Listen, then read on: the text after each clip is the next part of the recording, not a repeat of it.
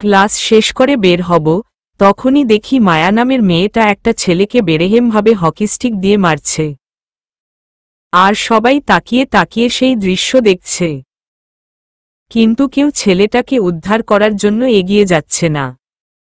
কি যুগ আসলো রে বাবা, মেয়ে ছেলেকে হকি দিয়ে পিটাচ্ছে।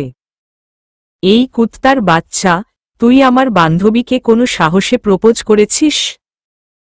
তুই কি জানিস না এই কলেজে মায়া নামক কোনো কালনাগিনী বসবাস করে? তা জানা সত্ত্বেও তুই কোনো সাহসে রিমিকে প্রপোজ করেছিস? মায়া, আমার ভুল হয়ে গেছে, প্লিজ আমায় ক্ষমা করে দাও এবারের মতন। হারামির বাচ্চা, তুই আমার নাম মুখে নিলি কোনো সাহসে বলে উদুল কেলানি শুরু করে। আজ তোকে একদম জমের বাড়ি পাঠিয়ে দিব। ছেলেটাকে মারতে মারতে আধমরা করে ফেলে। সবার মতন আমিও হাঁ করে মেয়েটার কার্যকলাপ দেখছি। তা ছাড়া কি আর করার আছে আমার? একে তো কলেজে নতুন, তার উপরে কলেজের কে কেমন সেসব তো কিছুই জানি না। আর মেয়েটাকে যেহেতু কেউ আটকাতে সাহস পাচ্ছে না, তাহলে মেয়েটা বড় কোনো কিছু হবে। হয়তো তার বাবা খুব প্রভাবশালী, ছেলেটাকে মেরে আধমরা করে মাটিতে ফেলে রেখেছে। ছেলেটার জন্য খুব মায়া হচ্ছে, কিন্তু কি করব, আমিও যে নিরুপায়। তাই চুপ করেই দাঁড়িয়ে রইলাম। হঠাৎ এই দেখি কলেজের গেট দিয়ে কয়েকটা কালো গাড়ি প্রবেশ করল।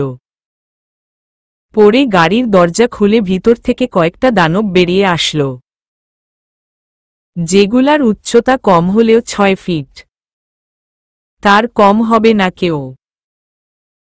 মানুষরূপী দানব ওরা, সব কয়টার হাতে অস্ত্র, তাও যেমন সেমন অস্ত্র না, সবগুলা ছিল মোহর মারা অস্ত্র, যেগুলা দেখলেই মানুষের কলিজা শুকিয়ে যাবে। এই অস্ত্রের একটা বুলেট দিয়ে আগপিচ করে দাঁড় করিয়ে দিয়ে কম হলেও 2টা মানুষ মারা যাবে। ওদের দেখে সবাই দৌড়ে কলেজ ক্যাম্পাসে ঢুলে গেল। আমি ঠায় সেখানেই দাঁড়িয়ে আছি। ম্যাম, আপনার কোনো সমস্যা হয়নি তো? না, আমার কোনো সমস্যা হয়নি, আমি ঠিক আছি। আচ্ছা ম্যাম, আপনি গাড়িতে বসুন, বাকি এখানের বিষয়টা আমি দেখছি। মেয়েটাকে সবাই প্রোটেক্ট করে গাড়িতে বসালো। তার সবচাইতে দানব মার্কা বডিগার্ড যেটা ছিল, সে এসে সজোরে চিৎকার করে বলতে লাগল, সবাই কান খুলে শুনে রাখো, এই কলেজে যদি কারোর হুকুমত চলে, সেটা মায়া ম্যামের। মায়া ম্যামের উপরে যদি কেউ উঠতে চাও, তাহলে হাতের এই মেশিনটা দেখছিস? অস্ত্র দেখিয়ে এটার সব কয়টা বুলেট পেটে পুড়ে দিব। আর এই ছেলে এখানেই পড়ে থাকবে, কেউ তাকে সাহায্য করবে না। তারপর গাড়ি স্টার্ট করে চলে গেল। অবাক চোখে তাকিয়ে আছি তাদের চলে যাওয়ার দিকে। এটাই ভেবে পাই না, মানুষ পাওয়ারের এত অপব্যবহার কি করে করে। ছেলেটার জন্য খুব মায়া হচ্ছিল। দৌড়ে ছেলেটার কাছে গিয়ে ওকে মাটি থেকে তুললাম। মায়ার বডিগার্ড বারণ করে গেছে ছেলেটাকে কেউ সাহায্য না করতে, কিন্তু আমি তো করবই। সবাই ভয়ে চুপসে আছে। আমি ছেলেটাকে সাহায্য করছি দেখে সবাই চোখ বড় বড় করে আমার দিকে তাকিয়ে আছে। হুট করে একজন বলে উঠল, এই ছেলে, তোর কি জানের মায়া নাই নাকি রে?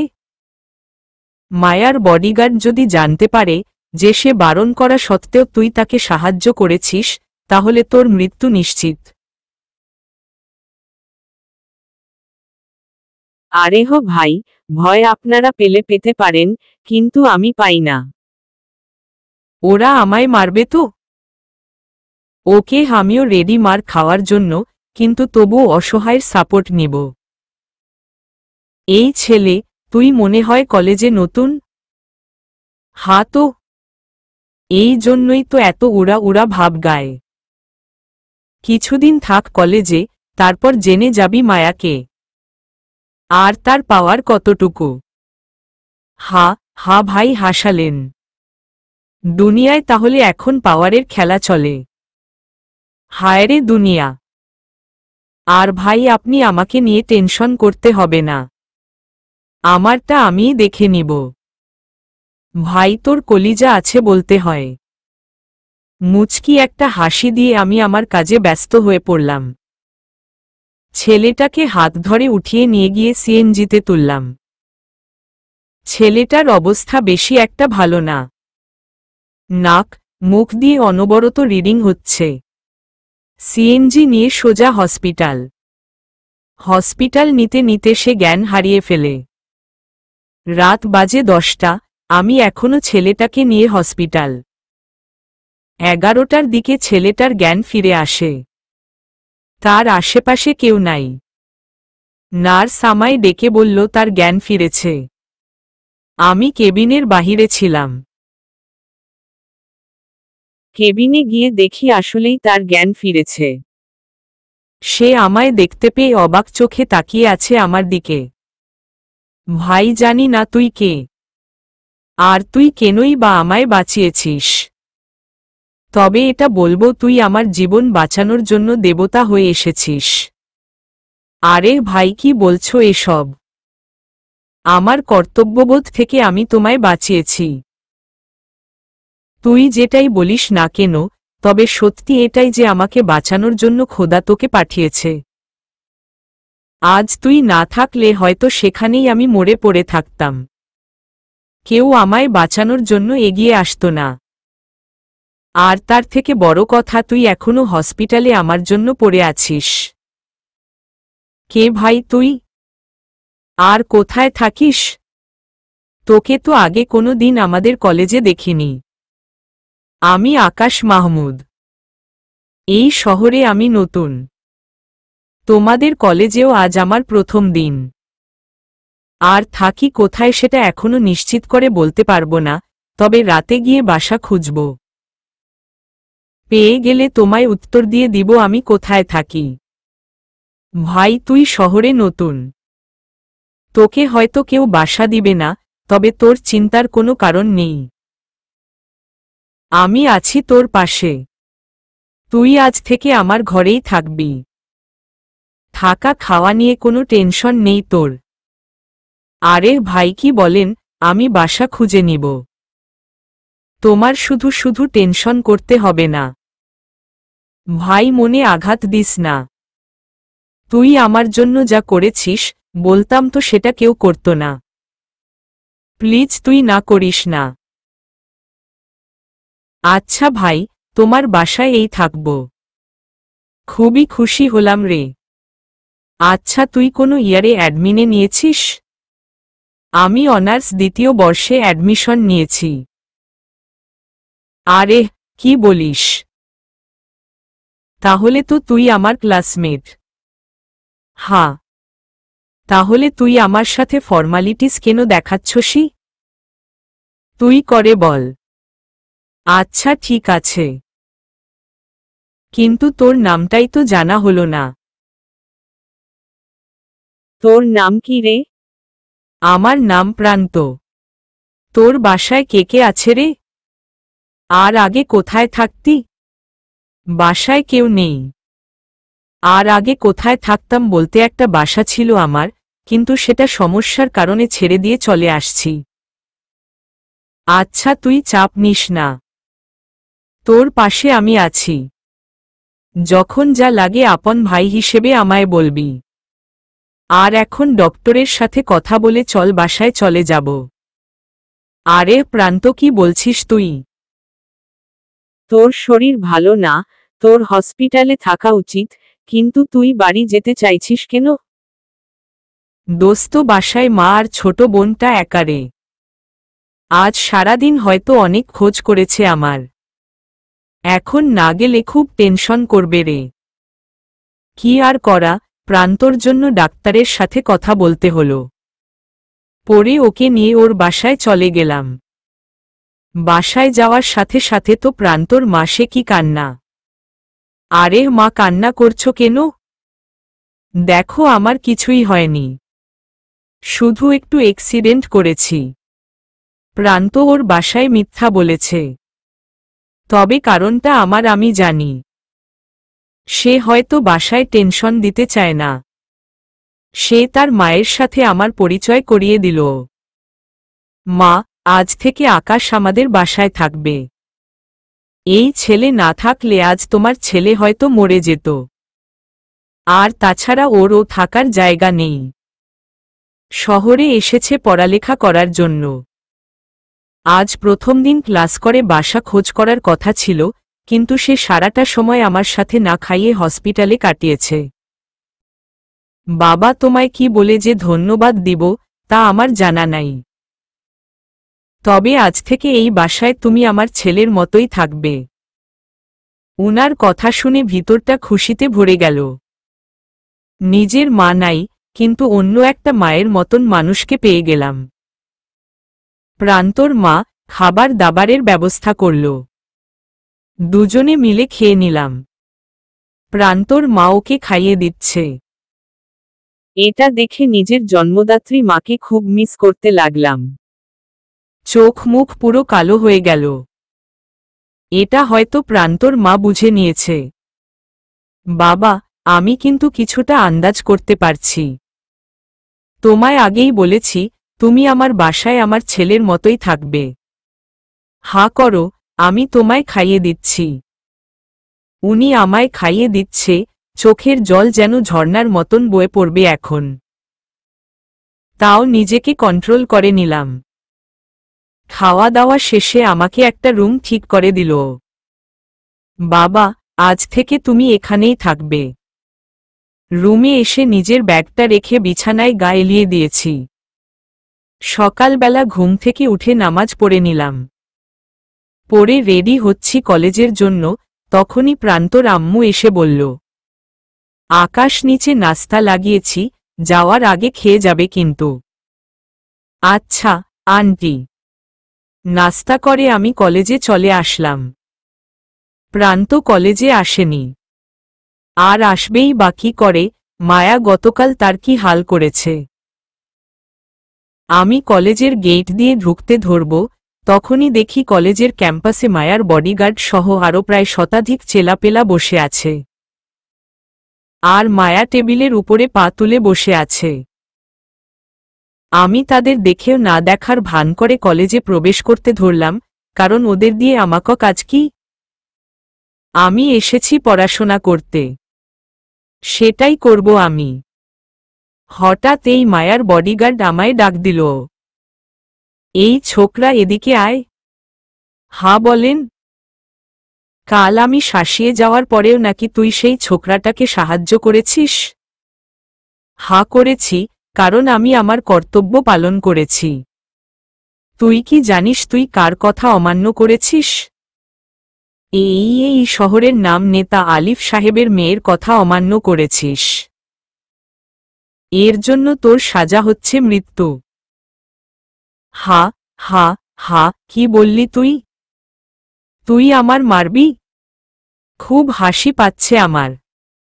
তুই কিন্তু আরও একটা বেয়াদবি করলি। তোকে এমন দর্দনাক মৃত্যু দিব, তোর শরীরের অস্তিত্ব সহ কেউ খুঁজে পাবে না। আরে যা তো, যা পারিস কর। মেরে ফেলবি আমায়? নে মেরে ফেল। তবে একটা কথা মাথায় রাখবি, এই আকাশ মাহমুদ মৃত্যুকে ভয় পায় না।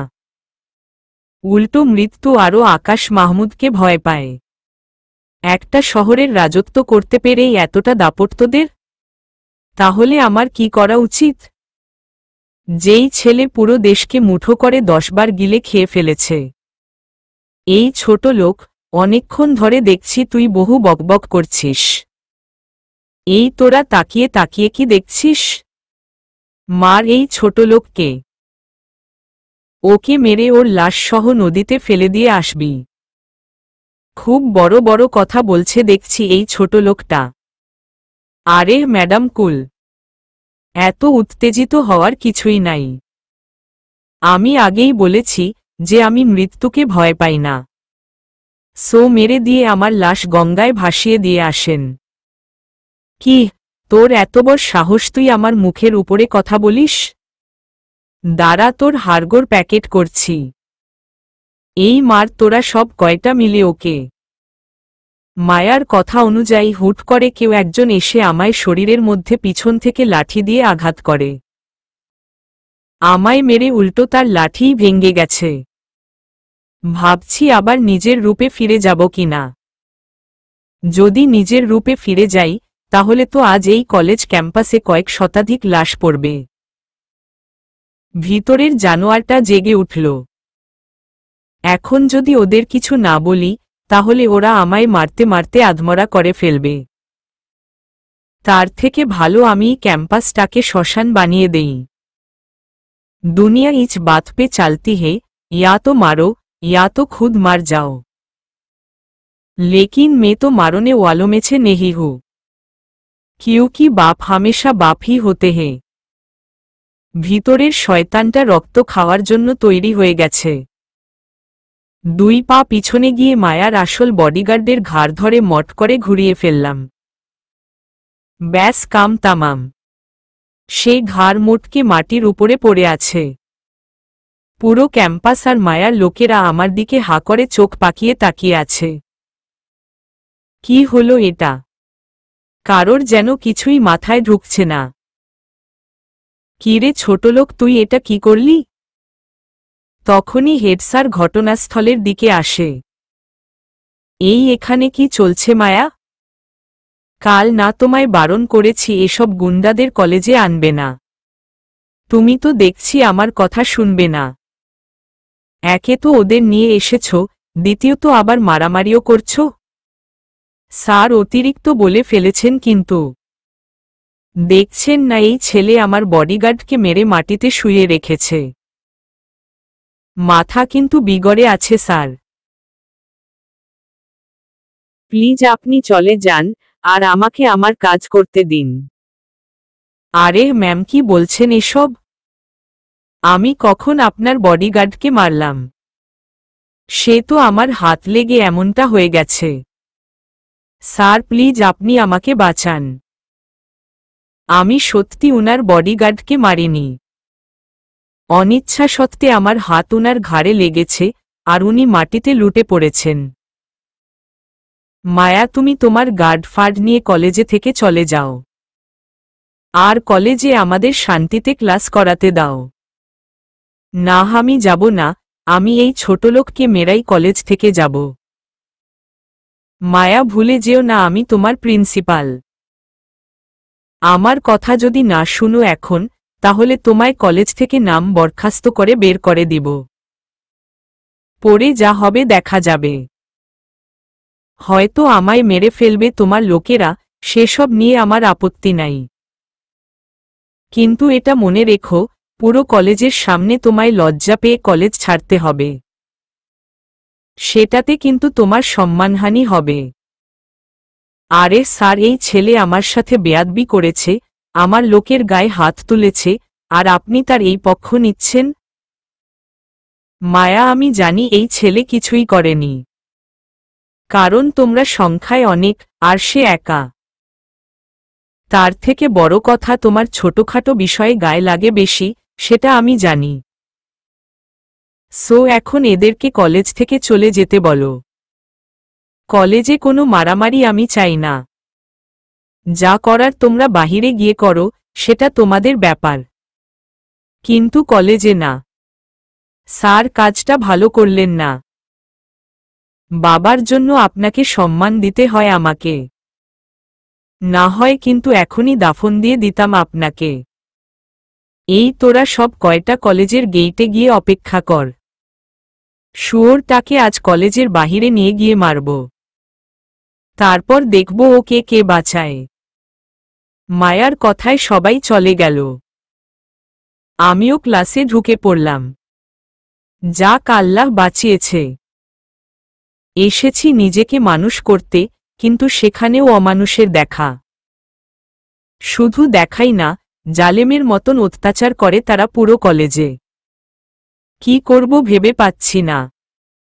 এসবের মাঝে থাকলে যে নিজেকে মানুষ বানাতে পারব না। আজ যদি স্যারের আসতে আরেকটু দেরি হতো, তাহলে হয়তো শ্মশান বানিয়ে ফেলতাম কলেজ ক্যাম্পাসটাকে। আল্লাহর কাছে হাজারো শুকরিয়া আদায় করলাম। তবে কলেজ শেষ হলে হয়তো কোনো একটা ঝামেলা হবে, সেটা নিয়ে একটু টেনশন লাগছে। ধুর, এখন এসব ভেবে লাভ নাই, ক্লাসে মন দেই। দুশমনরা আকাশ মাহমুদকে নিয়ে ভাবে, আকাশ মাহমুদ কাউকে নিয়ে ভাবে না। ক্লাসে বসে আছি, স্যার লেকচার দিচ্ছে, চুপচাপ উনার লেকচার শুনলাম। স্যার যেতেই হাজার জনের হাজারটা প্রশ্ন করতে লাগল। এই ছেলে, তুমি কি সত্যি মায়ার বডিগার্ডকে মেরেছ? আমাদের না কারোর এই বিশ্বাস হচ্ছে না।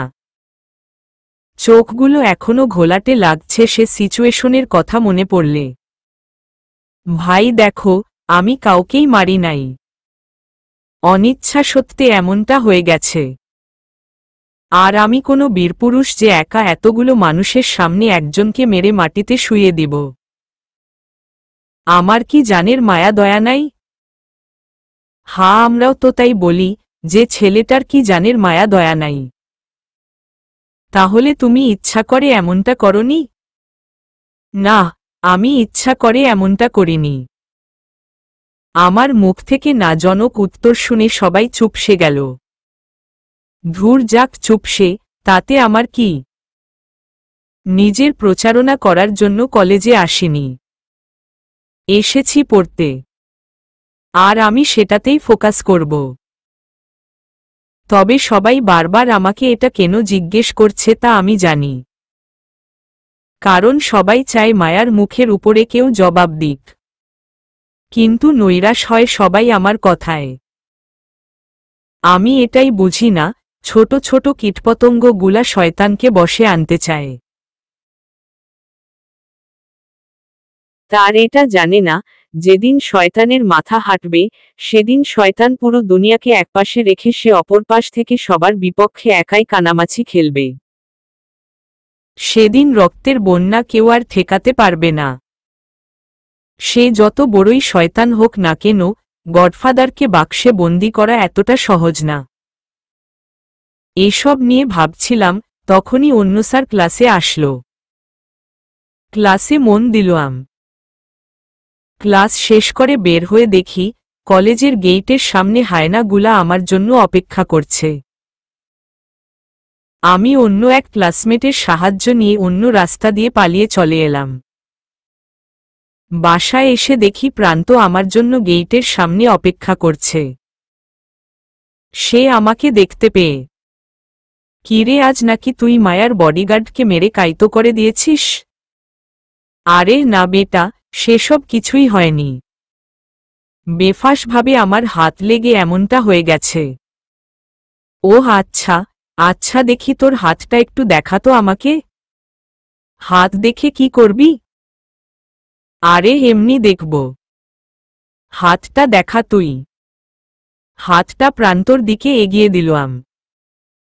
আরে আকাশ, তুই আমায় কি শিখাবি? তুই কি এটা জানিস আমি মানুষের হাত পড়তে পারি? কি বলছিস তুই উল্টাপাল্টা?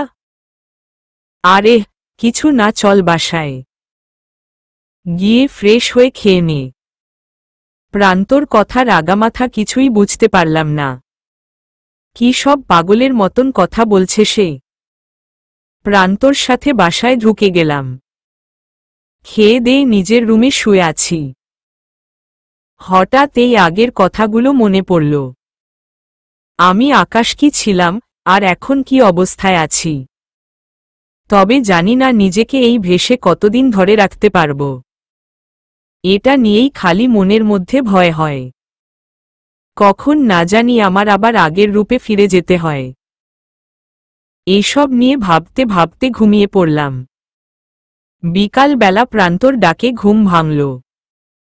আরে তুই এত সময় পড়ে পড়ে কিসের ঘুম ঘুমাচ্ছিস? হ্যাঁ, বিকাল যে হয়েছে, তোর কি সেই খবর আছে? বিকাল হলে হয়েছে, তাতে আমার কি? আরে তোর কি মানে? তুই যে এই এলাকায় এসেছিস আজ 2 দিন হলো, তুই কি এই এলাকাটা ঘুরে দেখবি না? না দেখব না, আমি ঘুমাবো এখন আরো। না, এখন আর ঘুমানো চলবে না। চল দুই ভাই মিলে এলাকায় সীমানা থেকে একটু ঘুরে আসি। কি আর করা, প্রান্তর জন্য বিছানা ছেড়ে উঠতে হলো। পরে দুজন মিলে এলাকা দেখতে বের হলাম। দুজনে এলাকার এদিক ওদিক চক্কর খাচ্ছি আর এলাকা ঘুরে ঘুরে দেখছি। হঠাৎ দেখি কয়েকটা ছেলে দাও ছুরি হাতে নিয়ে এদিকে এগিয়ে আসছে। এটা দেখেই প্রান্ত দৌড়ে লুকিয়ে গেল। আমি তো সেখানেই বেকুবের মতন দাঁড়িয়ে আছি। এছাড়া কি বা করব আমি? ছেলেগুলো একদম আমার সামনে চলে আসলো। এসে সোজাসুজি আমার কলার চেপে ধরেছে। এই তোর সাথে যে প্রান্ত ছিল সে কই? তা তো আমি জানি না। দুজন মিলে হাঁটছিলাম, কিন্তু হঠাৎ সে উধাও হয়ে গেল। সত্যি সত্যি বল সে কই? ওর সাথে পুরনো ঝামেলা আছে আমাদের কিছু। ভালোই ভালোই বলছি, ও কই সেটা বলে দে। না হয় তোর অবস্থা কিন্তু খারাপ হয়ে যাবে। আরে ভাই সে কই আমি কেমনে বলবো? আমি আসছি আজ এলাকায় নতুন। তাকে নিয়ে ঘুরতে বের হয়েছি, আর তোমরা এসে আমার কলার ধরে চাপাচাপি করছ। চাপাচাপি না, কোপাকুপি হবে। একটু ওয়েট কর খালি। ভাই আসছে, তারপর তোকে কিমা বানাবো। চুপচাপ দাঁড়িয়ে আছি।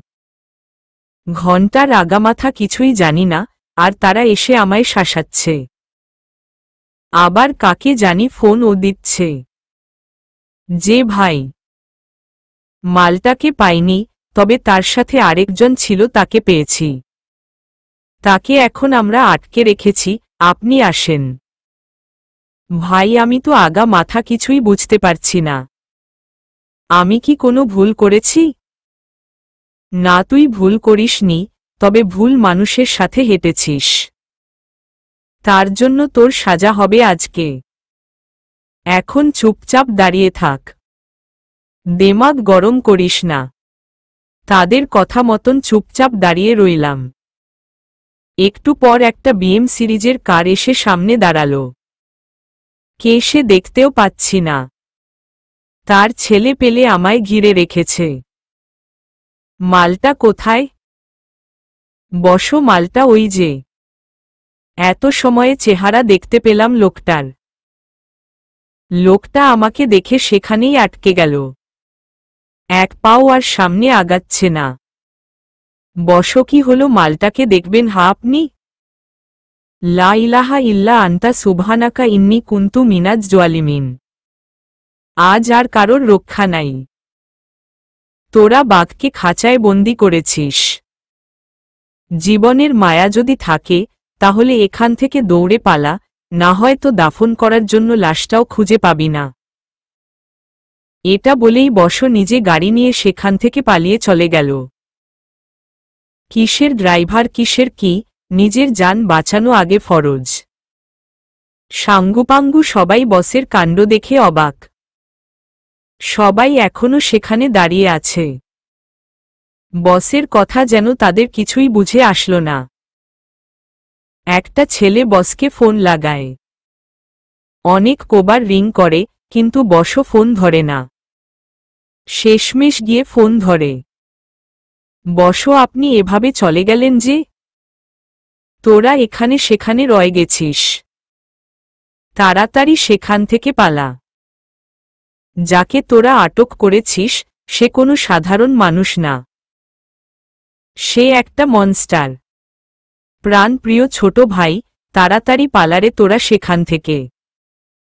না হয় সে একাই তোদের সব কয়টাকে গিলে খাবে। তোদের সাথে হয়তো আমার আর শেষ দেখা হবে না। নেতার এমন কথা শুনে সবাই আকাশকে ছেড়ে দিয়ে সেখান থেকে পালিয়ে চলে গেল। আকাশের যেন কি হচ্ছে কিছুই মাথায় ঢুকছে না। তবে এটুকু সে বুঝতে পেরেছে, হয়তো আকাশকে তাদের বশ চিনে। বাসায় চলে এলাম। এসে দেখি প্রান্ত বসে বসে রুমে হাঁপাচ্ছে। কিরে তুই আমায় ছেড়ে চলে এলি কেন? আর তোদের সাথে ওর কিসের ভেজাল? আগে তুই সেটা বল, তোকে ওরা আস্ত ছেড়ে দিয়েছে কি করে? আমি তো তোর জন্য টেনশন করতে করতে মরে যাচ্ছি। সে তো আমি নিজেও জানি না। তাদের নেতা আসলো, পরে আমায় দেখে সে গাড়ি স্টার্ট করে চলে গেছে। যাক, কলিজাটা একটু ঠান্ডা হলো। আরে এখন তো বল, কি ঝামেলা তাদের সাথে তোর? ভাই বলিস না রে, আগে খুব মারামারি করতাম আমি। একবার আমাদের ফ্রেন্ডদের মধ্যে একটা মারামারি হয়। তার ছোট ভাই ও আমাদের ফ্রেন্ড, সে আমাদের সাথে গুটি করেছিল, পরে আমরা মিলে তাকে কেলাই। এরপর থেকে পিন্টু ওর বড় ভাই, সে আমাদের পিছু লাগে। ওর বড় ভাইয়ের মোটামুটি পাওয়ার আছে। ভাই তোরা পারিস ও বটে। আর তুই টেনশন নিস না, আজকের পর হয়তো তারা আর তোকে কিছু করবে না। মানে বুঝলাম না, তারা আমায় আজকের পর আর কিছু করবে না, তুই সেটা জানিলি কি করে? আরে এমনি বললাম, হয়তোবা আর কিছু করবে না। এখন চল আন্টি, নাস্তা লাগিয়েছি টেবিলে, খেতে যাব। তারপর দুজন মিলে খেয়ে নিলাম। সেদিনটা সারাদিন প্রান্ত আর আমি রুমেই কাটিয়ে দিলাম। পরের দিন সকালে উঠে কলেজে যাব।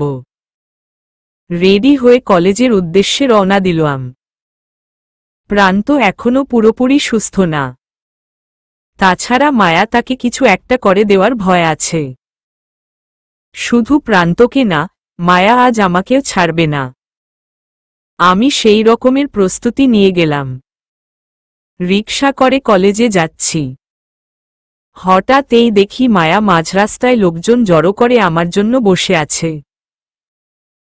আমি তাদের সামনে যেতেই তারা আমায় রিকশা থেকে টেনে নামিয়ে ফেলল আর মারতে আরম্ভ করল। মায়া আমার কাছে এসে কয়েকটা থাপ্পড় লাগিয়ে দিল ও গালে। এই আমি চললাম, বেটাকে কোনো মতেই তোরা ছাড়বি না, আধমরা করে ফেলবি একদম। এটা বলে মায়া চলে যায় সেখান থেকে। ভিতরে ভিতরে খুব ভয় হচ্ছে, আল্লাহ না জানি আজ ওদের কি হয়। নিজেকে নিয়ে ভয় নাই, কিন্তু যারা আমায় মারতে এসেছে তাদের নিয়ে ভয় হচ্ছে। আমি যদি একবার আমার রূপ নিয়ে নেই, তাহলে কারোর বাপের সাধ্য নাই আমাকে আটকানোর। মনে মনে খোদার কাছে দোয়া করতে লাগলাম, আল্লাহ তুমি আমার হাত থেকে ওদেরকে রক্ষা করো। তখনই কোথা থেকে জানি কয়েক শতাধিক ছেলেপেলে চলে আসে গাড়ি করে। তাদের সবার মুখে কাপড় বাঁধা, কারোর চেহারাই দেখা যাচ্ছে না। এসেই মায়ার লোকদেরকে ইচ্ছে মতন মারতে শুরু করে।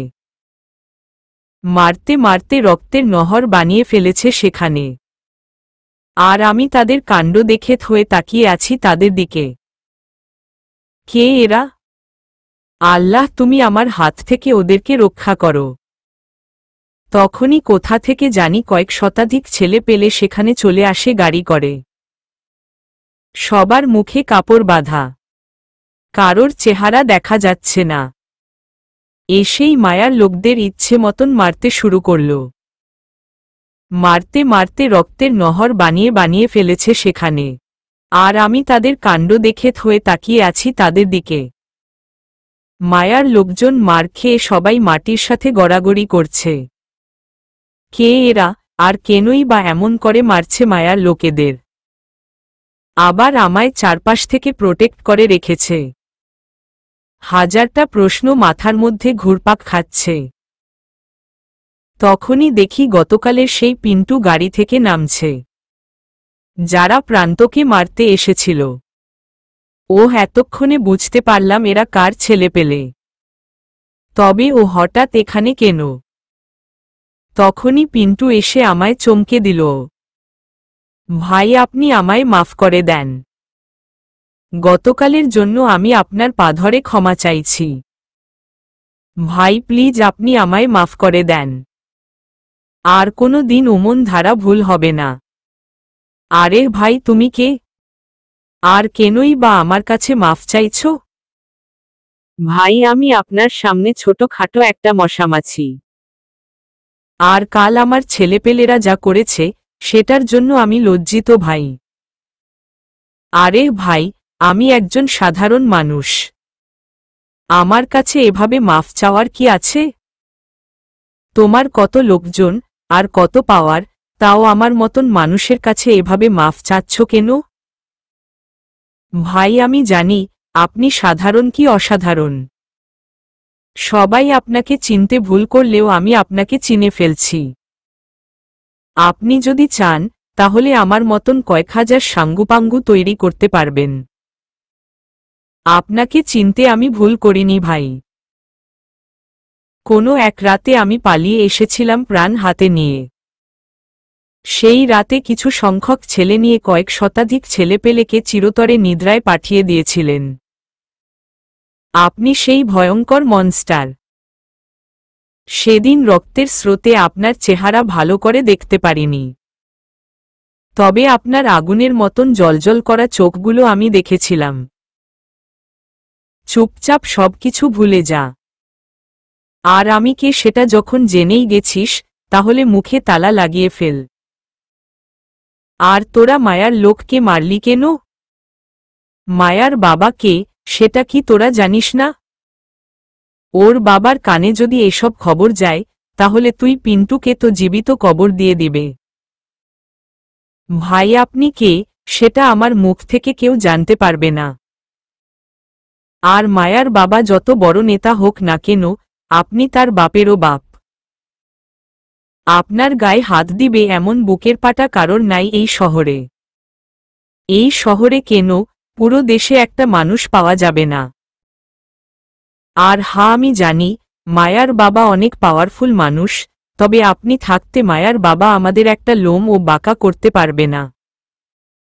আর তাছাড়া আমরা তো মুখ ঢেকে এসেছি, কেউ আমাদের চিনতেও পারবে না। হয়েছে এবার থাক তোরা, আমি কলেজে যাব। তারপর তাদের বিদায় করে কলেজে চলে এলাম। কলেজে আসার পর মায়া আমায় দেখে তো চোখ বড় বড় করে তাকিয়ে আছে। কিরে তুই এখনো স্বাভাবিক কি করে? তোকে ওরা মারেনি?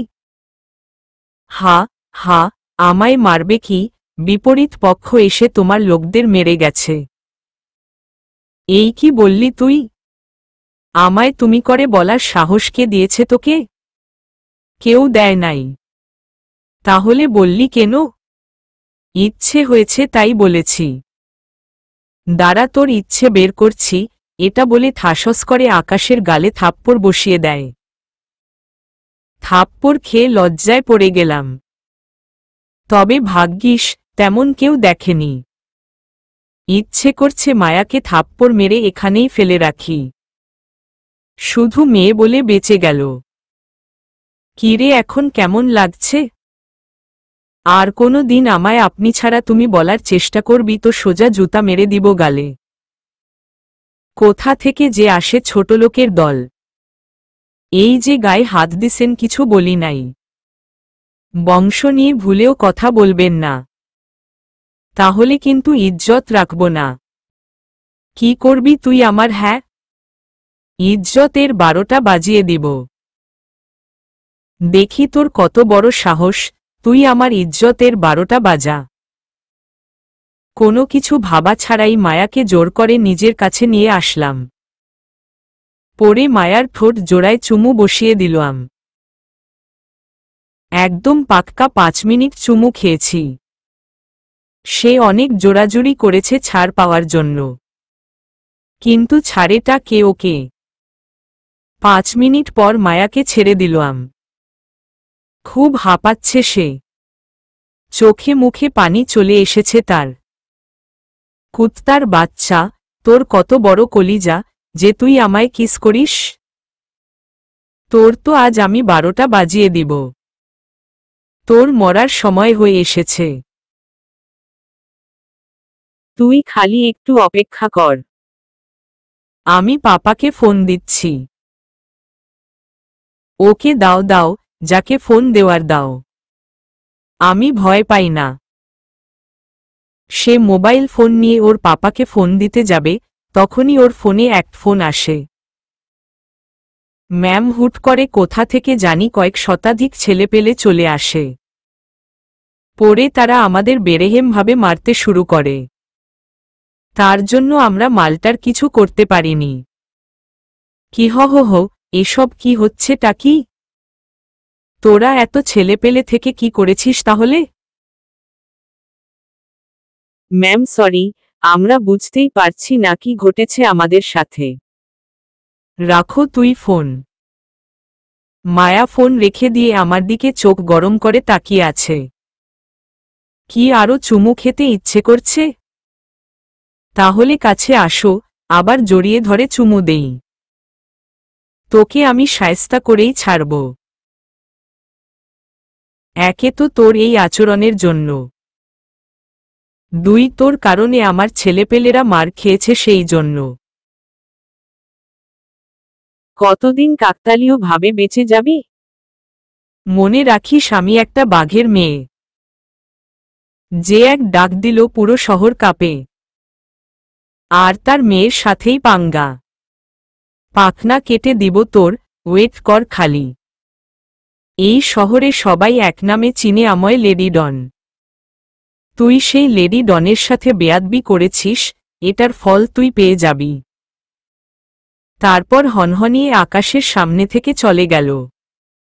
মায়ার কথা শুনে খুব জোর হাসি পাচ্ছিল, কিন্তু সাইলেন্ট ছিলাম। কারণ না হয় আরো রেগে যাবে মহারানী। সালার পাওয়া রে, কি আর বলবো, সে একটা বাঘের মেয়ে। তার বাবা বাঘ, আর আমি এলাকার পোষা কুত্তা। সবই কপাল। দুনিয়ার মানুষ এমনই। শক্তির ভক্ত নরমের জম। সালার এখন যদি নিজের রূপটা ধারণ করি না, তাহলে তোর বাবা এসে আমার জুতা পরিষ্কার করার জন্য সিরিয়াল ধরবে। আর তার মেয়ে হয়ে এসে পার্ট নেয় আমার সামনে। যাক বাপ, আর কিছুই বলবো না। দুনিয়া তোদের, রাজত্ব তোরাই কর। ক্লাস করতে চলে গেলাম। মায়া ক্লাস না করে কলেজ থেকে চলে গেছে। তবে মেয়েটার ঠোঁটটা না সেই মহিষ ছিল। 5 মিনিট চুমু খেয়েও যেন কম মনে হচ্ছে আমার কাছে। সেসব নিয়ে ভাবছিলাম, তখনই স্যার ক্লাসে আসে। ক্লাস করাই মন দিলাম। স্যার ক্লাস করাচ্ছে। আমি স্যারের লেকচারগুলো মন দিয়ে শুনছিলাম। তখনই কয়েকজন পুলিশ ক্লাসরুমে ঢুলে পড়ে। সাথে কয়েকটা দানবও আছে 6 ফুটওয়ালা। পুলিশ এসে আমার কলার চেপে ধরে টানতে টানতে ক্লাসরুম থেকে বাহিরে নিয়ে গেল। স্যার আমি কি করেছি, আপনারা আমায় এভাবে ধরে নিয়ে কোথায় যাচ্ছেন? জমের বাড়ি, আলিফ সাহেবের মেয়েকে কিস করিস? হ্যাঁ, এবার মজা বুঝবি তুই। ও এই ব্যাপার।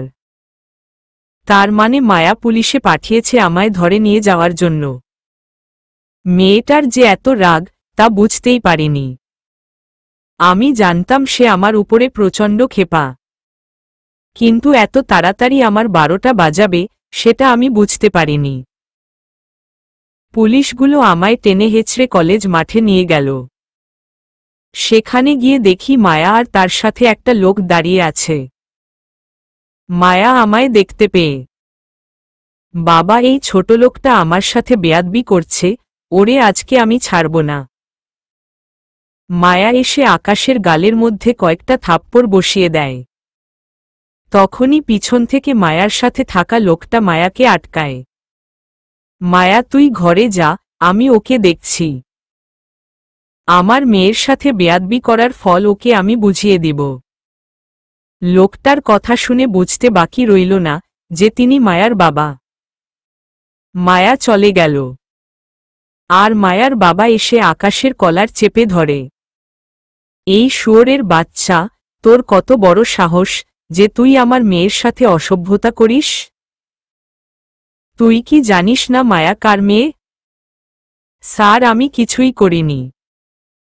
মায়া নিজেই আমার সাহসের পরিচয় দিতে বলেছে। তাই আমি তাকে কিস করেছি। জানোয়ারের বাচ্চা, তুই আবার আমার মুখে মুখে তর্ক করছিস, তোকে তো আজ আমি। তখনই পুলিশ আলিফ সাহেবকে আটকে ফেলে। স্যার, আপনি প্লিজ শান্ত হন। আমরা বেটাকে থানায় নিয়ে মজা দেখাচ্ছি। না অফিসার, আপনারা চলে যান। আমার লোকেরা ওকে এখানে মজা বুঝাবে। পুরো কলেজে দেখুক সে কার মেয়ের সাথে অসভ্যতা করেছে। না হয় আজ বাদে কাল অন্য কেউ সেই ভুল করবে। ওকে স্যার, আমরা তাহলে তাকে ছেড়ে দিলাম। আপনার যা ইচ্ছে হয় আপনি তার সাথে করুন। এই গাড়ি থেকে হকি বের করে উদুম কেলানি কেলা বেটাকে এখানে। আলিফ সাহেবের কথা অনুযায়ী তার রক্ষিতারা আমাকে মারতে শুরু করে। মারতে মারতে মাটিতে ফেলে দেয়। আমি টু শব্দও করিনি। তখনই হুট করে কোথা থেকে জানি পিন্টু চলে আসে। স্যার, আপনি প্লিজ আপনার লোকেদের মানা করুন যাতে ছেলেটাকে না মারে। এই পিন্টু, হঠাৎ তুই এই ছেলের হয়ে উকালতি করতে কোথা থেকে চলে এসেছিস? তুই কি জানিস সে আমার মেয়ের সাথে কি করেছে? স্যার, প্লিজ আপনি বুঝার চেষ্টা করেন।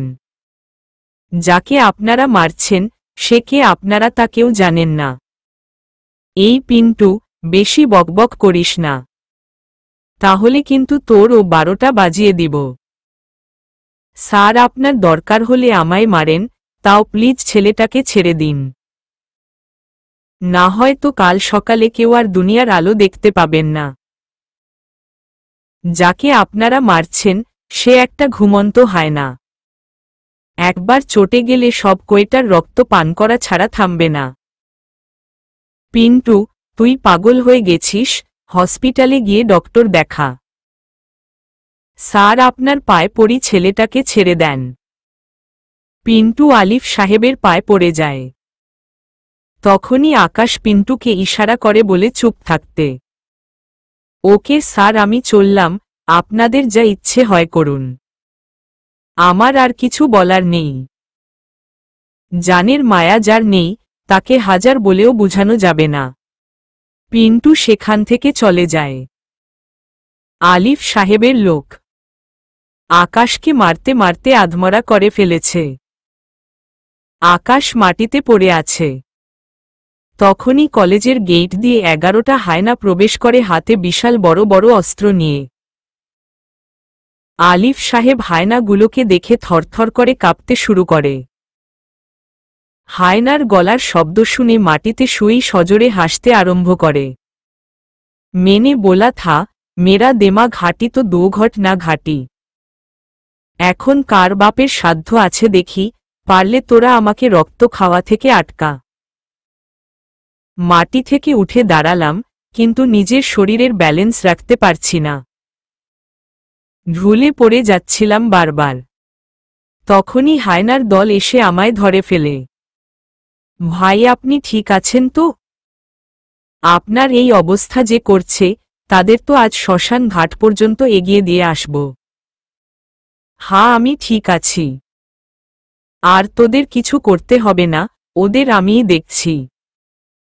তোরা খালি দাঁড়িয়ে দাঁড়িয়ে তামাশা দেখ। পুরো কলেজ হা হয়ে তাকিয়ে তাকিয়ে দৃশ্য দেখছে। এ যেন এক কাল নেমে এসেছে কলেজ মাঠে। সবাই হায়নাগুলোর ভয় দৌড়ে যে যার মতন নিজেকে আড়াল করে ফেলে। হায়না একটার হাত থেকে মেশিন একটা হাতে উঠিয়ে নিলাম। আমায় মারিস, তোদের কত বড় সাহস! আজ মেশিনের ডাট দিয়ে মেরে আলিফ সাহেবে মস্তক কয়েক ভাগে বিভক্ত করে ফেলব। মেশিন নিয়ে আলিফ সাহেবের দিকে ঢুলতে ঢুলতে এগিয়ে গেলাম। আলিফ সাহেব, ঘুমন্ত বাঘকে জাগাতে হয় না, না হয় নিজের এই প্রাণ হারানোর ভয় থাকে। কিন্তু আপনি সেটাই করলেন।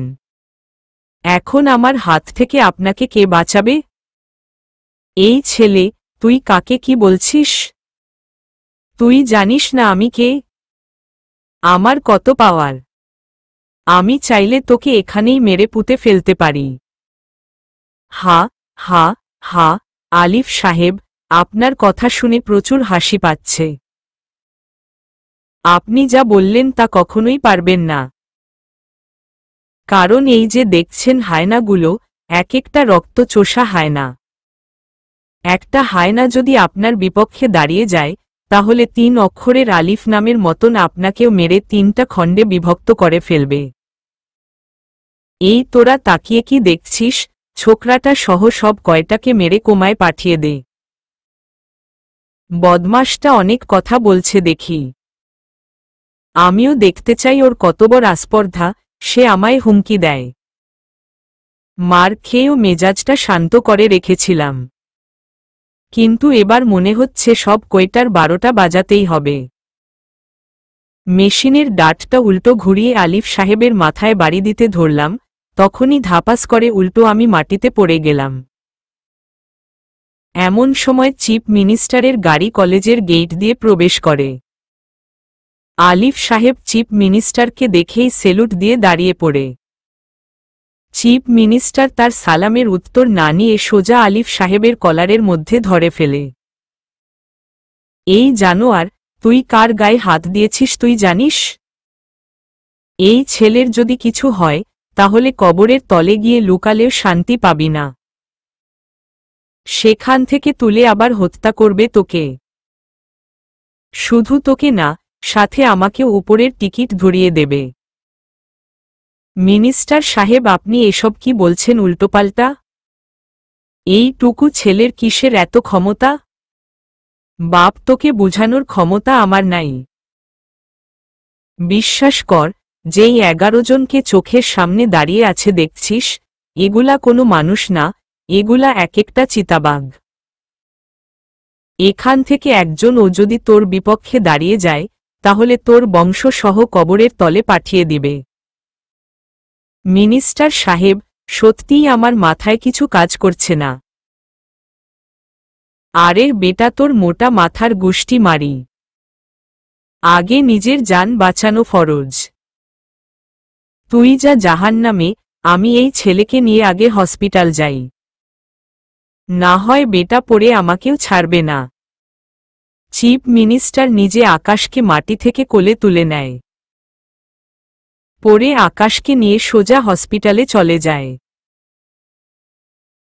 হায়নাগুলোও গাড়ি নিয়ে মিনিস্টারের সাথে সাথে হসপিটাল যায়।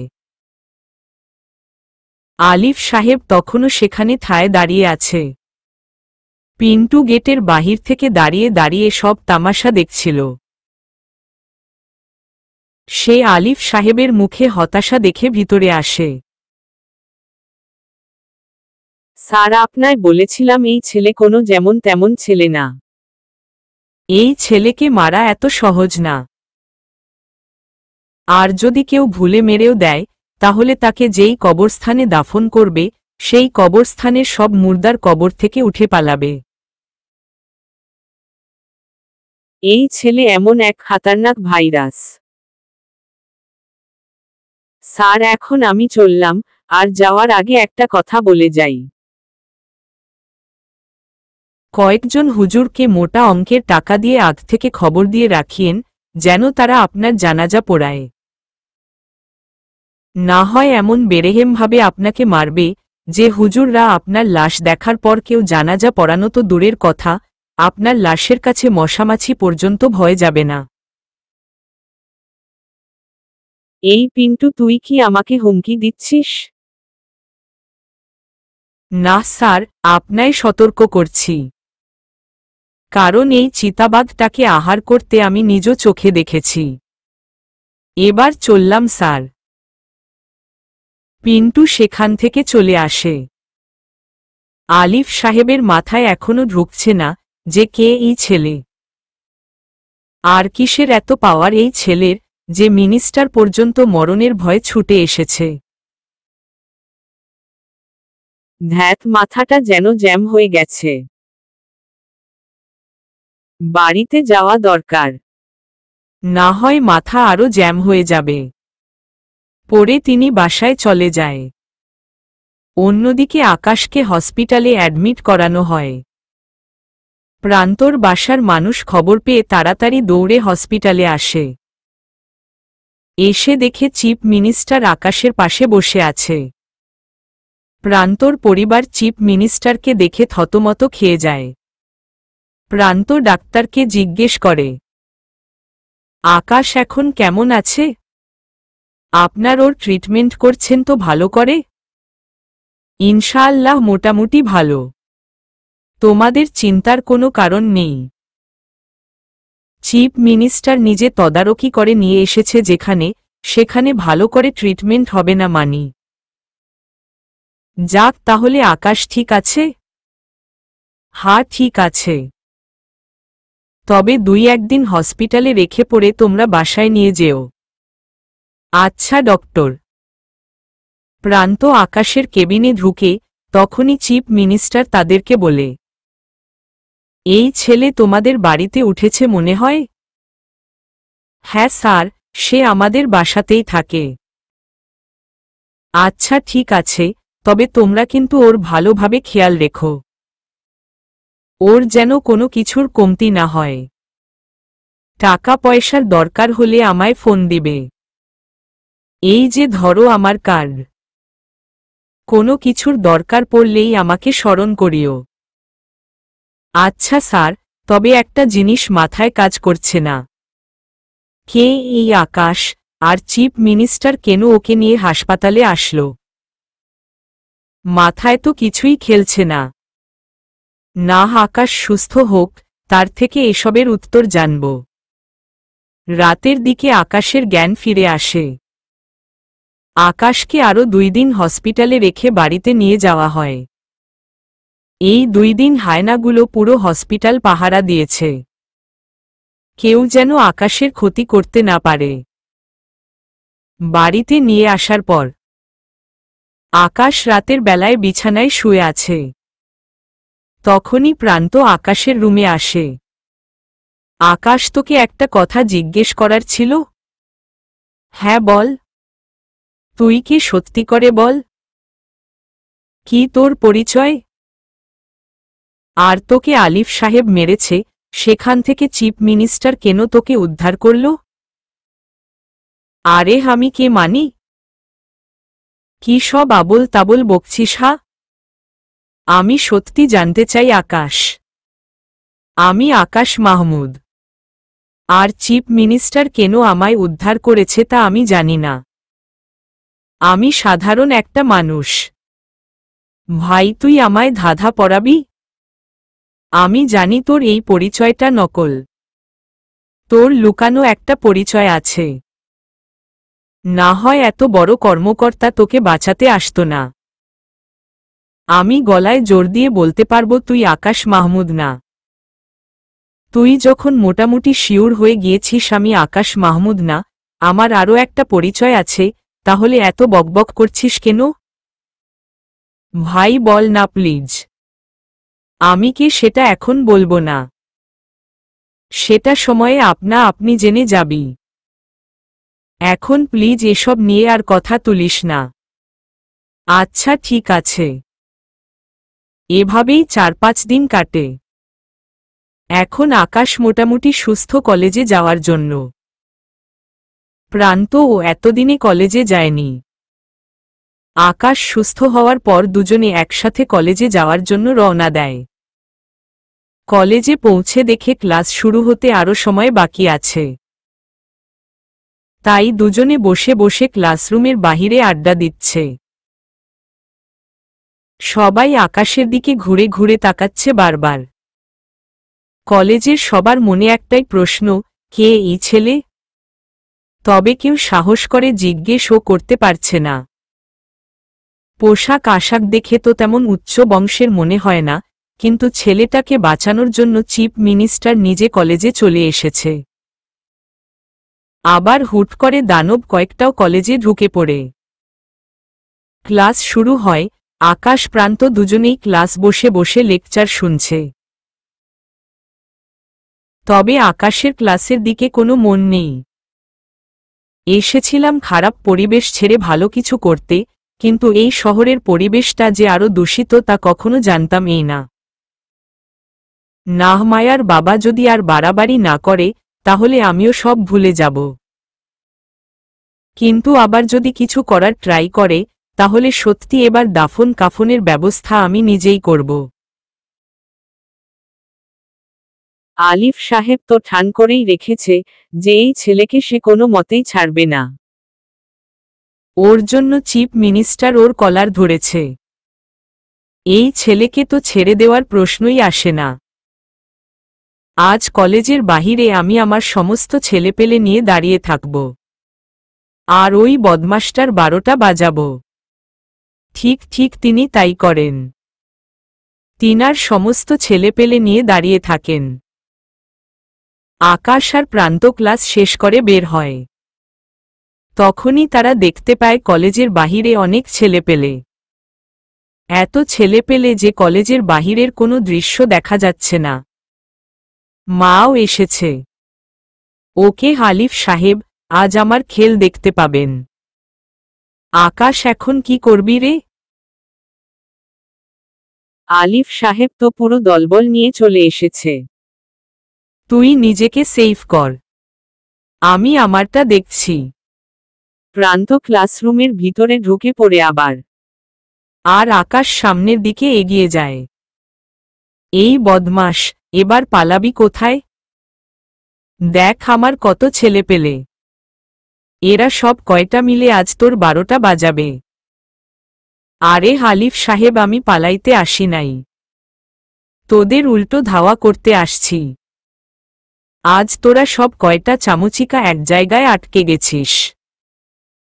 এই তোরা মার সব কয়টা গিয়ে আজ ওকে এমন মার মারবি যেন সোজা মৃত্যুর দরজায় চলে যায় সে। আলিফ সাহেবের কথা অনুযায়ী ছেলেপেলে গুলা আকাশকে মারতে আসে। তখনই সেই 11টা হায়না এসে কোথা থেকে জানি সব কয়টার উপরে ঝাঁপিয়ে পড়ে। এমনভাবে লাশ পড়ছে মাটির উপরে যেন গণনা করেও শেষ করা যাবে না। আলিফ সাহেব ভরপুর ছেলে নিয়ে এসেছে। সে বাকিদের অর্ডার করে আকাশকে মারার জন্য। কিন্তু সে পিছনে ফিরে দেখতে পায় তার পিছনে কেউ নাই। সব কয়টা রক্তাক্ত অবস্থায় মাটির উপরে পড়ে আছে। আর বিশাল একটা হায়নার দল আলিফ সাহেবের দিকে আক্রমণাত্মক দৃষ্টিতে তাকিয়ে আছে। এটা দেখে তার পায়ের নিচ থেকে যেন মাটি সরে গেল।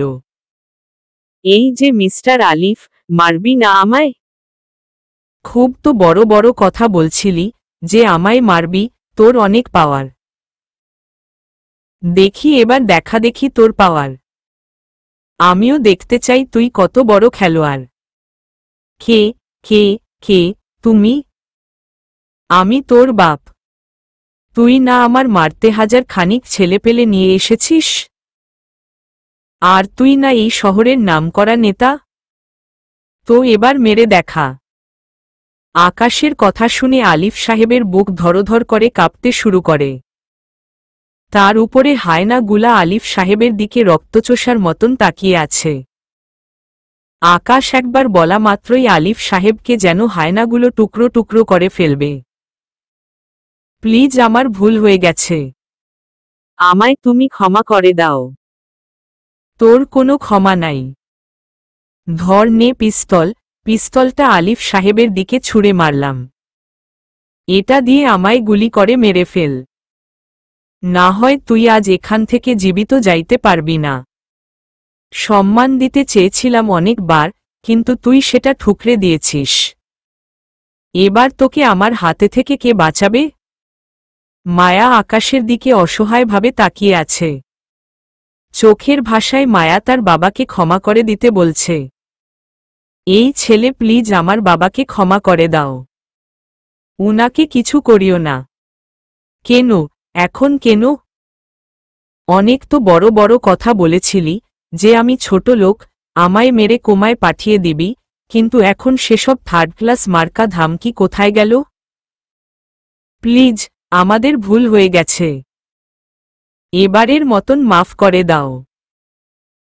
তুমি কি সেটা আমরা না জেনেই তোমার সাথে বাজে ব্যবহার করেছি? প্লিজ আকাশ, আমাদের মাফ করে দাও। মেয়েটার কথা শুনে কেমন যেন নিজের ভিতরে এক ধরনের খারাপ লাগা কাজ করতে লাগল। আচ্ছা যাও, ছেড়ে দিলাম তোমার বাবাকে। নেক্সট টাইম পাওয়ারের অপব্যবহার করতে বারণ করিও। আর তুমি নিজেও একটু কম করিও পাওয়ারের অপব্যবহার। না, আর কোনো দিন পাওয়ারের অপব্যবহার করব না আমি। ওকে আমি চললাম। বাবা তুমি কে? তোমার পরিচয়টা তো বলে যাও। বেশি কিছু বলবো না আমার সম্পর্কে, তবে এটুকু ধরে রাখেন, আমি কোমায় চলে যাওয়া এক হায়না। যেদিন আমি নিজের রূপে চলে আসব, সেদিন না অনেক মানুষের চোখের ঘুম হারাম হয়ে যাবে। সো এবার চললাম। আকাশ এসব বলে চলে গেল। হায়নাগুলোও নিজের মতন চলে গেছে। কিন্তু আলিফ সাহেব এখনো থরথর কাঁপছে সেই জায়গায় দাঁড়িয়ে। বাবা তুমি টেনশন করো না। আজকের অপমানের প্রতিশোধ আমি নিবি। সে যে হবে হোক, তবে এটা মাথায় রাখিও যে তোমার মেয়েও অনেক নাম কামিয়েছে। তোমার মেয়ে এমনি এমনি লেডি ডন হয়নি। তোমার মেয়েরও আলাদা একটা শক্তিশালী ফোর্স আছে। এমন হায়না তোমার মেয়ের টিমেও আছে। শুধু সময়ের অপেক্ষা করো, আমি আমার পুরো টিমকে নিয়ে সব কয়টাকে শেষ করব। মা রে, এসব করতে যাস না, আজ যা দেখলাম, তারপরে মনে হয় না তুই তোর পুরো ড্রাগন টিমকে দিয়ে ওর কিছু করতে পারবি। বাবা, তুমি ভালো করেই জানো আমার রাগ সম্পর্কে। সে আমায় আর তোমায় অপমান করে গেছে। তার রক্ত না চুষে আমি শান্ত হব না। হয়েছে এখন বাড়ি চল। পরেরটা পরে দেখা যাবে। তারপর তিনারা বাড়ি চলে যায়।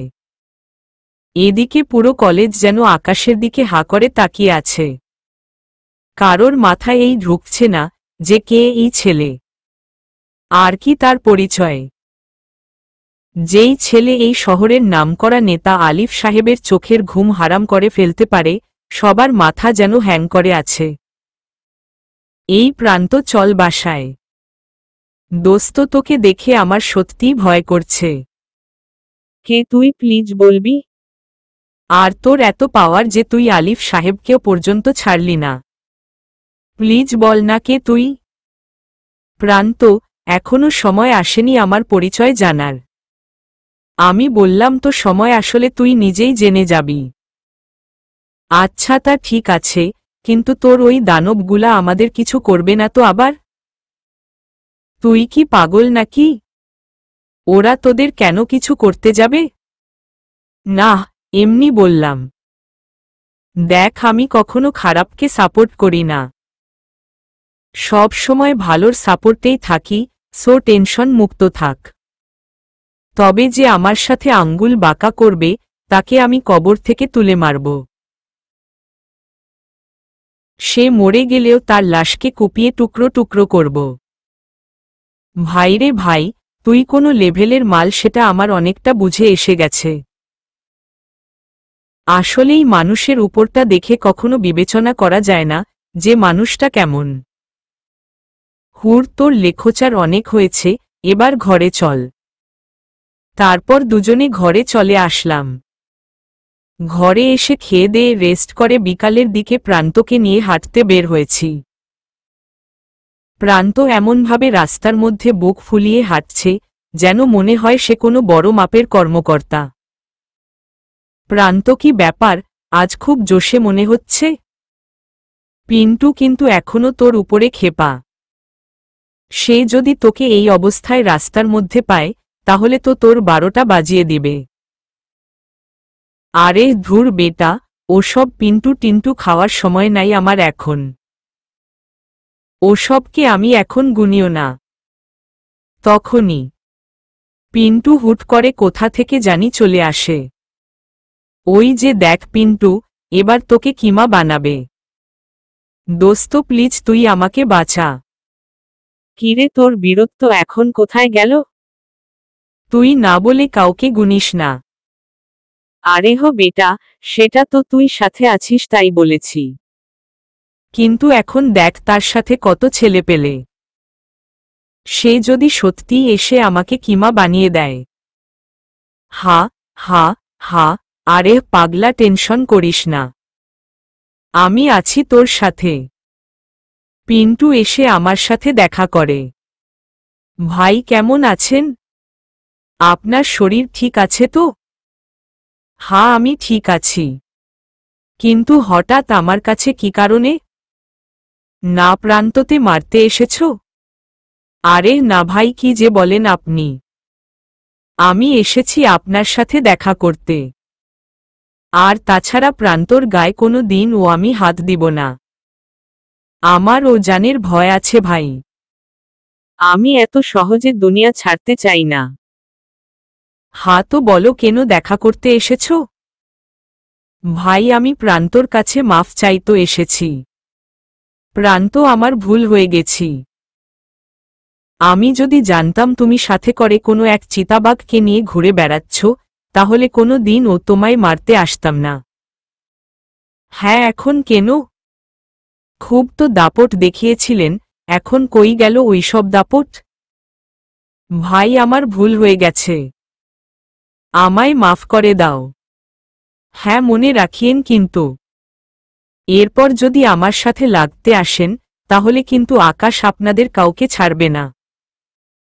না ভাই, মরে যাব তাও ওসব কথা ভাবব না। আর আকাশ ভাই, আমি প্রথম দেখাতেই চিনে ফেলেছি আপনি কে। না হয়তো আজ আমি কবরের তলে থাকতাম। ভাই ধন্যবাদ আমায় মাফ করে দেওয়ার জন্য। হয়েছে হয়েছে, থাক আর ওসব লাগবে না। শুধু একটাই কথা বলি, পাওয়ারে অপব্যবহার করো না কোনো সময়ে। না ভাই, আর কোনো দিন ও করব না। আর ভাই আপনার কোনো সমস্যা হলে আমায় জানাবেন প্লিজ। আপনার জন্য আমার জান ও দিতে রাজি আমি। থাক, তা আর লাগবে না। তবে যেটা বলেছি সেটা পালন করিও। এবার চললাম আমি। প্রান্তকে নিয়ে বাসায় চলে আসলাম। দিনটা প্রান্তর বাসার সবার সাথে হাসি খুশিতেই কাটল। পরের দিন সকালবেলা কলেজে যাওয়ার জন্য প্রান্তর সাথে বের হয়েছি। কলেজের গেট দিয়ে ঢুকব, তখনই দেখি কলেজের সিনিয়র ভাইয়া আমায় মাথা নুয়ে সালাম দিচ্ছে। কি হলো রে প্রান্তর ওদের? যারা কলেজে দাদাগিরি করত, তারা আজ আমায় সালাম দিচ্ছে? তুই কে, আর তোর পাওয়ার কতটুকু সেটা সবাই জেনে গেছে। বাহ, পাওয়ারের এত মূল্য দুনিয়ায়? যে একটু পাওয়ার দেখালেই দুনিয়া তার হাতের মুঠোয়। হারে, এটাই তো দুনিয়ার নিয়ম। আচ্ছা চল কলেজের ভিতরে চল। কলেজের ভিতরে ঢুকতে ঢুকতে কম হলেও 100 জন সালাম দিয়েছে। কি হচ্ছেটা কি? সবাই এমন কেন শুরু করল? আমি তো সম্মান চাইনি। আমি নর্মাল ভাবে থাকতে চেয়েছিলাম। কিন্তু সবাই যা শুরু করেছে, কি আর বলবো। আকাশ তখনও জানে না যে শুধু সম্মান না, এই কলেজের সবার মুখে মুখে তার নাম ছড়িয়ে গেছে।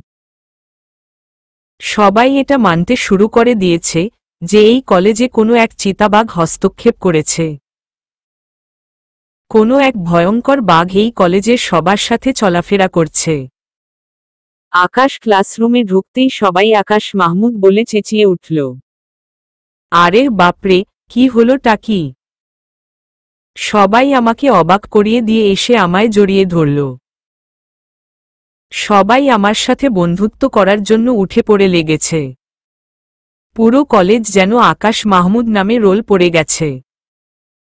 মেয়ে নাই ছেলে নাই, আমাকে চিনে না এই কলেজে এমন একটা মানুষও বাকি নাই। সবার কাছে যেন আমার নাম পৌঁছে গেছে। আমিও সবার সাথে মিশে গেলাম।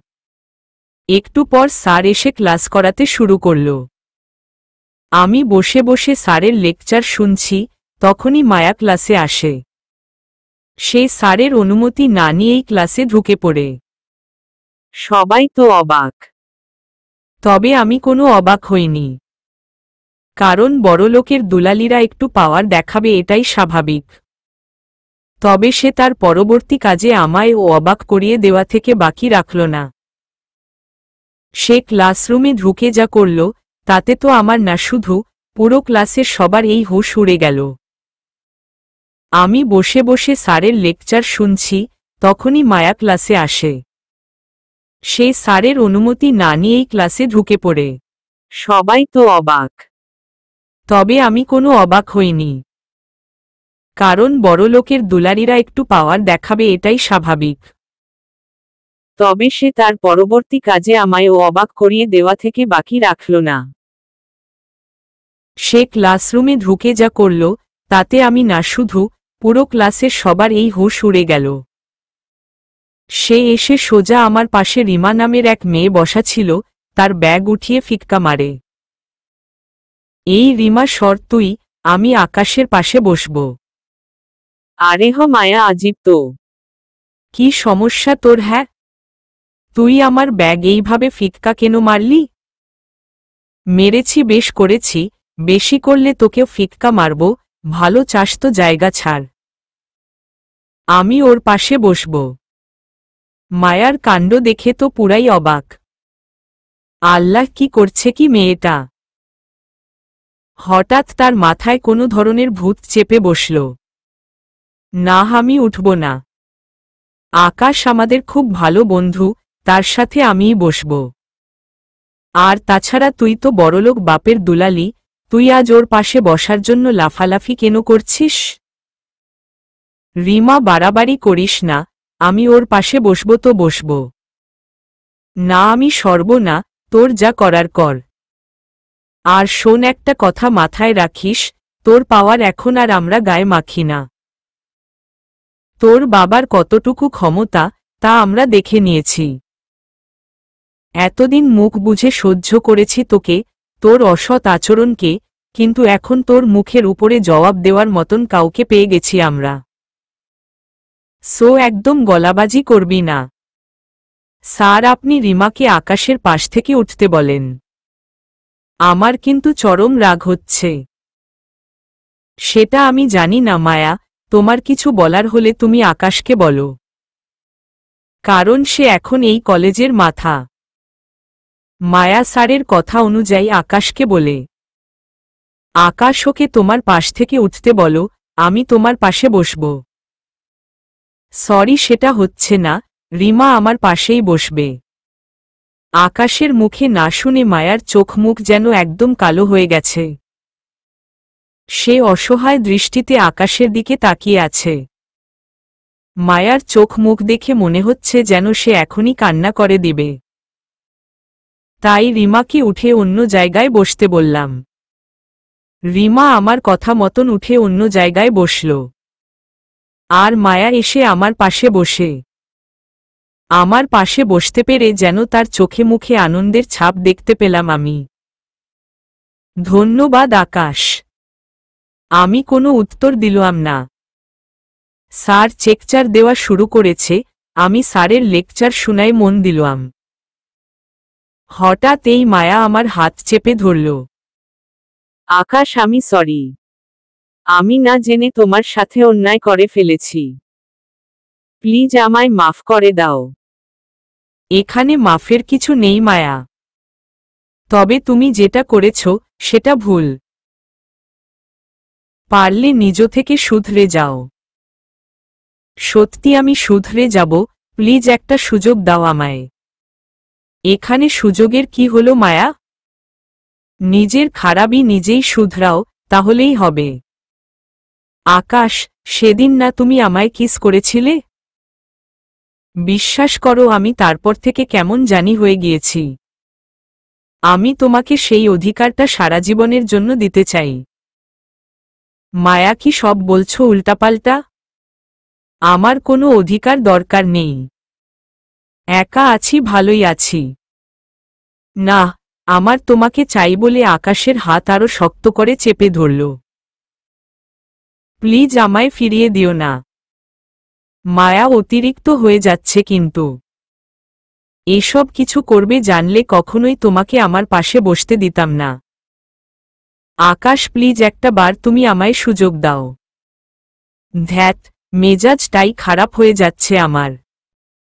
স্যার, আমি চললাম, আমার আর ক্লাস করতে ইচ্ছে করছে না। আকাশ স্যারকে বলে ক্লাস থেকে বের হয়ে আসলো। আকাশের পিছনে পিছনে মাও বের হয়ে আসলো ক্লাস থেকে, তবে অনুমতি ছাড়া। আকাশ এসে কলেজ ক্যান্টিনে বসে আছে। মাও তার পিছু পিছু ক্যান্টিনে আসে। এই তুমি আমার পিছনে পিছনে এখানেও চলে এসেছ? আকাশ প্লিজ একটু বুঝার চেষ্টা করো, আমি তোমায় ভালোবেসে ফেলেছি। হা হা হাসালে মায়া। কি আমার সাথে পেরে উঠতে না পেরে নতুন চাল চালছ? আকাশ বিশ্বাস করো, সত্যিই তোমায় আমি ভালোবাসি। আমি তো তোমাকে ভালোবাসি না। আর তাছাড়া তোমাকে আমি কেন, কেউ তোমাকে ভালোবাসবে না। তোমার যে চাল চলন, তাতে ভালোবাসা তো দূরের কথা, সেসব নিয়েও কেউ ভাববে না। কিন্তু আকাশ, আমি তোমায় নিয়ে সেসব ভাবি। প্লিজ একটা সুযোগ দাও না। আমি সত্যিই তোমার জন্য বদলে যাব। বদলে কি হবে? আমার মনে তো তোমাকে নিয়ে কোনো ভালোবাসা নেই। তার মানে কি তুমি আমায় ভুল শুধরাতে সুযোগ দিবে না? আমি তো সেসব কিছুই বলিনি মায়া। তাহলে একটা সুযোগ দাও না।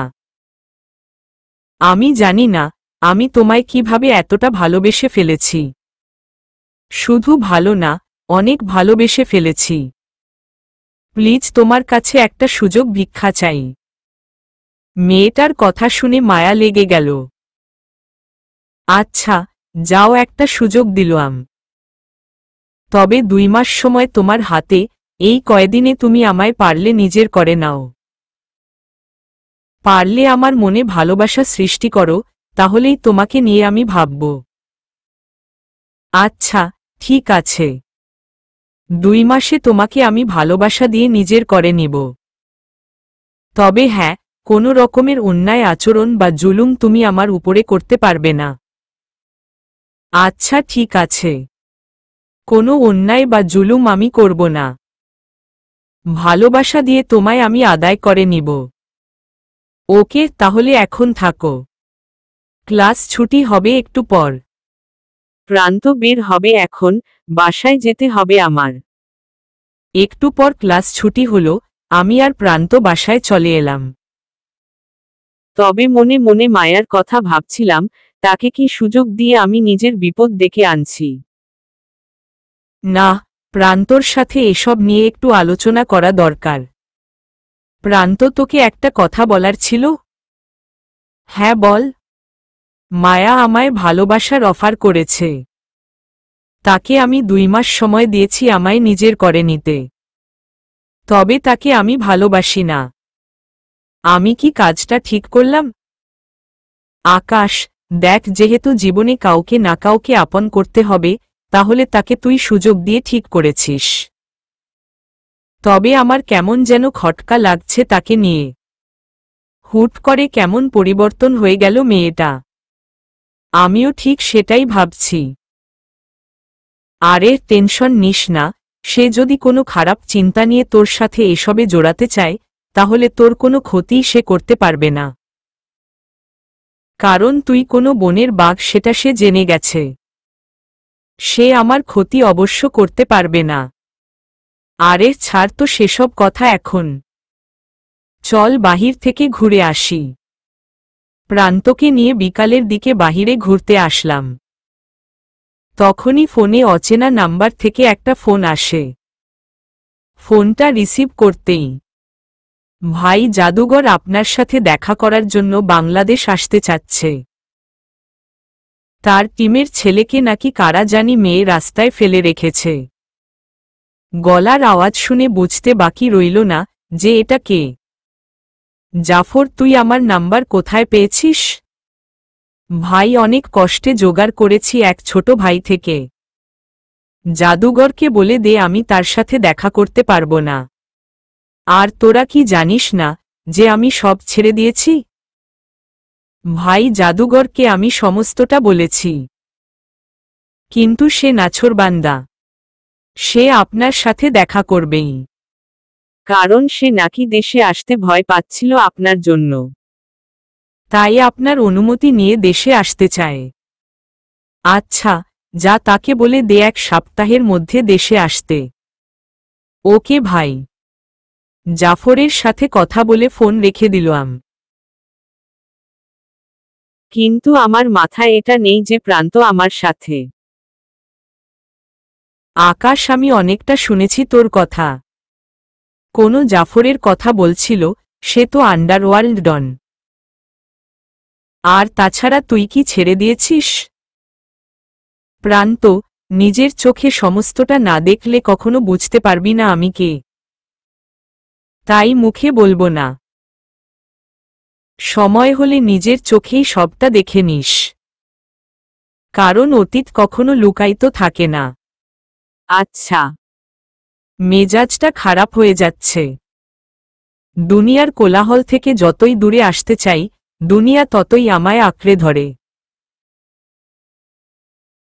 তবে আমি জাদুঘরকে বারণ করতে পারতাম। কিন্তু করিনি, কারণ সে যত বড়ই ডন হোক না কেন, দেশে ঢুকলেই তাকে কুপিয়ে মেরে ফেলবে ছেলেপেলেরা। তাই তাকে কথা দিতে হয়েছে। আর তাছাড়া মানুষটা অনেক ভালো। গরিবের উপরে কখনো অন্যায় করেনি। অনেক ডোনেশন করেছে আমার হাত দিয়ে। যাক, যাই হবে হোক, সেটা পরে দেখা যাবে। এখন হাঁটতে এসেছে, সেটার দিকে ফোকাস করি। দুজনে মিলে অনেকটা সময় হাঁটাহাঁটি করলাম। পরে বাসায় চলে গেলাম। পরের দিন সকালবেলায় রেডি হয়ে কলেজে গেলাম। ক্লাসরুমে ঢুকতে যাব, তখনই একটা মেয়ে এসে আমায় চিঠি দিয়ে গেল। আমি চিঠিটা খুলে দেখি প্রেমপত্র। আবার তাতে লিখাও আছে, কলেজের শেষে ক্যান্টিনে অপেক্ষা করব। প্রেমপত্র দেখে হাসব না কানব বুঝে উঠতে পারছি না। দুনিয়ার খেল এটাই, পাওয়ার বা রোকরা থাকলে হবে পকেটে, মেয়েরা এসে লাইন ধরবে। বসে বসে ক্লাস করছিলাম। তখনই মায়া তেড়েফুঁড়ে ক্লাসরুমে ঢুকে। সে এসে সোজা আমার পাশে বসে গেল। স্যার ক্লাস করাচ্ছে, কিন্তু মহারানী দেখি আজ একদম চুপচাপ। যাক, ভালোই হয়েছে।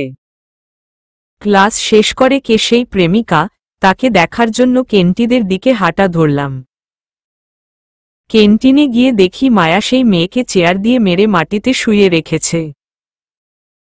তার মানে আমি যাওয়ার আগেই মায়া তোলপাড় চালিয়ে দিয়েছে। কিন্তু মায়ার এমন কর্মকাণ্ড দেখে চরম রাগ উঠে গেল। এই মায়া, তুমি ওকে এভাবে মারলে কেন? তোমাকে প্রেমপত্র দেওয়ার সাহস কোথায় পেয়েছে সে? ভাইরে ভাই, এই মেয়ে তো আমার থেকেও চালু মাল। আমি এখনো জানি না কে এই প্রেমপত্র দিয়েছে। সেখানে মায়া বের করে ফেলেছে সেই মেয়েকে। সে প্রেমপত্র দিয়েছে সেটা তার ব্যাপার, কিন্তু তুমি তাকে মারার কে? আমি মারব, কারণ তুই আমার। তোর দিকে কেউ তাকালে তার চোখ আমি তুলে ফেলব। মায়া, বাড়াবাড়ির একটা লিমিট থাকে, কিন্তু সেটা পার করিও না। সবার এই অধিকার আছে নিজের পছন্দের মানুষকে দুইটা কথা বলার। সবার অধিকার থাকলেও তোর উপরে কারোর অধিকার নাই আমি ছাড়া। মুখের ব্যবহার ঠিক করো মায়া। না, আমি ঠিক করব না। সে তোকে প্রেমপত্র দিল কেন? এবার আর রাগ সামলাতে পারলাম না। একে তো মেয়েটাকে বেরেহেমভাবে মেরেছে, দুই আবার আমার সাথে তুই তুকারিও করছে। ঠাসঠস করে একটা থাপ্পড় বসিয়ে দিল আম। শান্তি হয়েছে তোমার আমায় মেরে? না হলে আরো মারো, কিন্তু কেউ তোমার উপরে নজর দিল তার কেয়াম তো ছুটিয়ে দিব আমি। মায়া, তুমি কি পাগল হয়ে গেছো নাকি? হ্যাঁ, আমি পাগল হয়ে গেছি তোমার ভালোবাসায়। প্লিজ আমায় নিজের করে নাও। কথা বলতে বলতে কান্না করে দিয়েছে মায়া। কি বলবো বুঝে উঠতে পারছি না মেয়েটাকে। ওর কান্না যেন কলিজায় এসে লাগছিল। সে আমার কাছে তার কথার কোনো সাড়া না পেয়ে নিজেই এসে আমায় জড়িয়ে ধরল। আমি তো পুরো বেকুব বনে গেলাম। সবাই আমাদের দিকে হাঁ করে তাকিয়ে আছে। এই মেয়ে কান্নাকাটি করে না। আমি তো বলেছি যে তুমি আমায় ভালোবাসা দিয়ে নিজের করে নাও। তাও মায়া কান্না করছে। আকাশের কথা শুনে কান্নার মাত্রা যেন আরো বেড়ে গেল। আরে বাবা, এত কান্না করার কি আছে? আকাশ, সত্যিই তোমায় আমি ভালোবাসি। আচ্ছা ঠিক আছে, যাও, মানলাম। এবার তো কান্না থামাও। অনেক কষ্টে বুঝিয়ে শুনিয়ে কান্না থামালাম মায়ার। আর আমাকে প্রেমপত্র দেওয়া মেয়েটাকে হসপিটালে পাঠানোর ব্যবস্থা করলাম। যদিও বেশি ক্ষতি হয়নি, তবে কপাল ফেটে গেছে। পরে মায়াকে বুঝিয়ে শুনিয়ে বাড়িতে পাঠিয়ে দিলাম। আর আমি আর প্রান্ত নিজের বাসায় চলে এলাম। এভাবে আরো 2-3 দিন কাটল। মায়ার সাথে মোটামুটি কথা বলি এখন আমি। একদিন রাতের বেলায় জাফর ফোন দিয়ে বলে, ভাই, কালকে জাদুঘর দেশে আসছে। ওকে আমি চলে আসব সময় মতন। পরের দিন কলেজে না গিয়ে প্লেজে চলে গেলাম জাদুঘরের সাথে দেখা করতে। সে আমাকে পেয়েই সাথে সাথে জড়িয়ে ধরল। তার দেশে থাকাকালীন সময়ের সেফটি মোটামুটি নিশ্চিত করলাম। জাদুঘর জাফর বলল, তোমার ছেলেদের নাকি কারা মেরে ফেলেছে? হ্যাঁ ভাই, তার জন্যই তো দেশে আসা। কারা এমনটা করেছে, তাদের কোনো হদিশ পেলে? হ্যাঁ পেয়েছি ভাই, তাদের ছবি আমার কাছে আছে। তারা নাকি ড্রাগনের ছেলে পেলে। দেখি ছবিগুলা। জাদুঘর ব্যাগ থেকে আমায় ছবিগুলো বের করে দিল। ছবিগুলো হাতে নিয়ে দেখতেই কলিজা মোচড় দিয়ে উঠল আমার। চলবে,